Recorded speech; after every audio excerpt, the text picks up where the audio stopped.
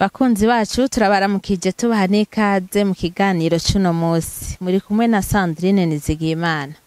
Uno munsi rero dufise ikintu tugira tuyageko, ikintu abantu benshi bakunda kuvuga bati ikibanza cy'umukenyezi kiri mu gikoni. La place de la femme est à la cuisine.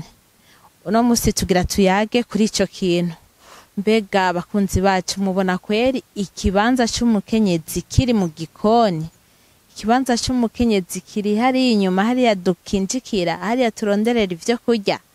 Reka tukijeko.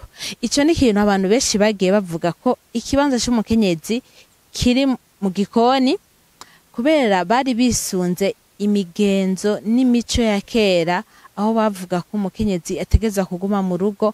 Urumva mu rugo kenshi niho batekera.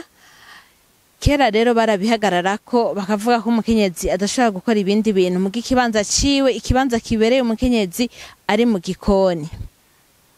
Ariko ikibanza cy'umukenyezi nikiri mu gikoni gusa. Ego umukenyezi arashobora kuvuga ko akunda guteka, mugabo inyuma yaho umukenyezi ni maboko igihumbi. Umukenyezi arashobora kuba umuganga, ikibanza cy'umukenyezi kandi kiri kwa muganga. Umukenyezi arashobora kuba umunonotsi, ikibanza cy'umukenyezi kirashobora kuba mu bantu bakora ivy'ubutunzi mu mabanke canke mu bindi bigo bikora ibintu vya finance.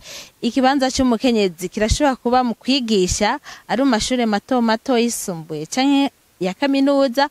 Ikibanza cy'umukenyezi kirashobora kuba muri politike. Turabona abakenyezi benshi bafata ibibanza bibereye hejuru mu gufata ingingo zibereye mu vyerekeye ivyo gutwara igihugu. Rero ikibanza cy'umukenyezi ntikiri mu gikoni gusa, ahubwo ikibanza cy'umukenyezi kiri ahantu henshi kandi adakumiriwe, nta na hamwe atoshobora kuba umukenyezi. Benshi rero barakunda gufata ico kintu bakacitwaza nk'igikoresho kugira bacinyize umukenyezi, ariko umuntu wese aba ngaha kw'isi, ari umugabo ari umukenyezi, arafise uburenganzira bwo gutora ikintu ashaka gukora bivanye nuko Imana yamuremye. Aho shatse kuvuga ari umugabo canke umukenyezi. Si vyiza rero ko abantu bakoresha ibintu vyo gucinyiza abakenyezi bavuga ko umukenyezi hari ibintu adashoboye gukora, bakamurimita ntihagire ibintu ashoboye gukora ngo kubera ari umukenyezi. Kugira bavuga ivyo rero bitwaza kuri ico kintu cyo gucinyiza umukenyezi, uti hari ibintu atoshobora, hari ibintu atokora, bitwaje kubera ari umukenyezi canke Imana yamuremye ari igitsina gore. Ivyo rero nibaza abantu benshi babikora mu gucinyiza umukenyezi. Umukenyezi ashobora kwiga amashure menshi cyane gose nk'umugabo. Cyo gituma rero abantu babikora bakwiye guhagarika. Ikibanza cy'umukenyezi kiri ahantu hose, tuguma tubisubiramo, kiri ahantu hose mu nzego zose mu madomene yose. Turumva kandi bavuga ko umukenyezi ari maboko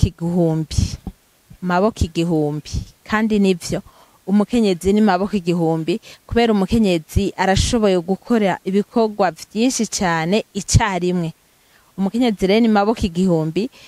Umwitiriye ko ikibanza ciwe kiri mu gikoni gusa, ngaho uriko uramurenganya, uriko uramukura ububasha bwinshi ku bintu vyinshi cyane ashoboye. Umukenyezi arashobora gutwara n'igihugu. Turabona nk'akarorero mu gihugu ca Tanzania hatwara umukenyezi, ndetse n'ibindi bihugu bitandukanye vyo kw'isi hari ibihugu bitwarwa n'abakenyezi bifise aba premier ministre b'abakenyezi. Aha mu Burundi turabona abashikiranganje benshi ari abakenyezi, canke abantu batwara ibintu amasosiyete akomakomeye ari abakenyezi.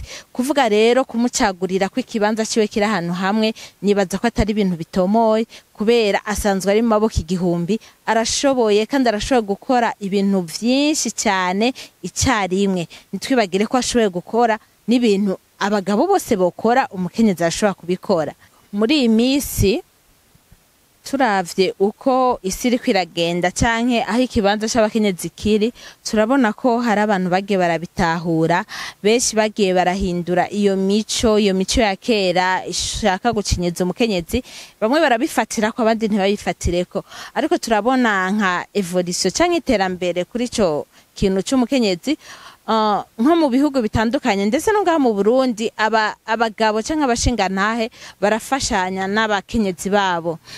Mu bihugu vyo hanze hoho turumva ko barahana imisi, nimba uno munsi umukenyezi ari we yateguye imfungurwa ejo umugabo nawe arategura ifungurwa urumva bobo barabitahuye kare ngaha mu Burundi ntibiratsimbatara cyane ariko nibaza navyo nyene ko twobikorera ko nimba umukenyezi ariko akora ibi umugabo nawe arashobora gukora ibi nimba umugabo ariko arakora ibi umukenyezi nawe arashobora mbere bagahana amaturo kubera ubu urashobora gusanga umukenyezi nawe nyene arakora akajya akazi nyene umugabo akora umukenyezi nawe yavyuse mu gitondo yagiye ku kazi umugabo yavyuse mu gitondo yagiye ku kazi ngabo barashitse muhira none mwumva umukenyezi niwe yocaja hariya mu gikoni gusa hoya muri ico gihe ibintu biriko biratera imbere umukenyezi umushinganahe bose urashobora kubasanga bariko barakinjika nabo nyene bari mu gikoni kubera ibintu vyarateye imbere hari abantu babitahuye kandi twifuza ko abantu bose bobitahura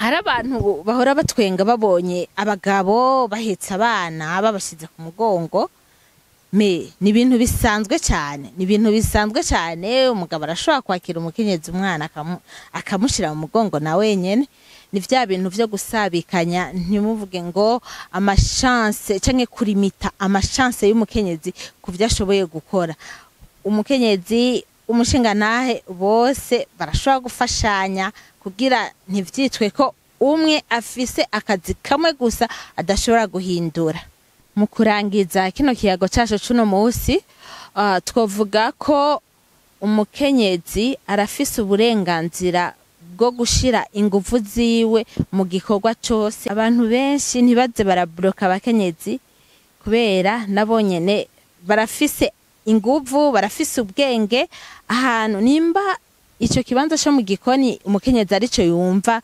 aryoherewe cyangwa ashaka gukora arashobora kubikora nk'imisi yose cyangwa akabikora nk'ingabire cyangwa akabikora mu kwiteza imbere turabona ama restaurant menshi usanga kesha twogwa n'abakenyezi bijya navyo ni vyiza arashobora gufata uwo muco mubi wo kuvuga ngo ikibanza ciwe kiri mu gikoni akawuvyaza umusaruro agashinga restaurant akaba responsable w'iyo restaurant abantu bakaza gufunguramwo kandi nico ni kintu ciza rero umukenyezi arafise uburenganzira bwo gushira ingufu ziwe bwo gushira ubwenge bwiwe bwo gushira donc ibintu byose afise vyiwe mu kintu canke mu kazi canke mu gikorwa yumva anezererewe kandi ashoboye murakoze mwese mwariko muradukurikirana kuri Woman TV tubasabe mugisangize n'abandi kino kiganiro mubabwire ko ikibanza cy'umukenyezi ntikiri mu gikoni gusa ikibanza cy'umukenyezi kiri ahantu henshi cyane gose kandi umukenyezi ntiyimiriwe gukora ahantu na hamwe kiretse ariwe avyicaguriye uti je shaka gukora muri ibi canke shaka gukora muri ibi murakoze bariko muradukurikirana mwese ciao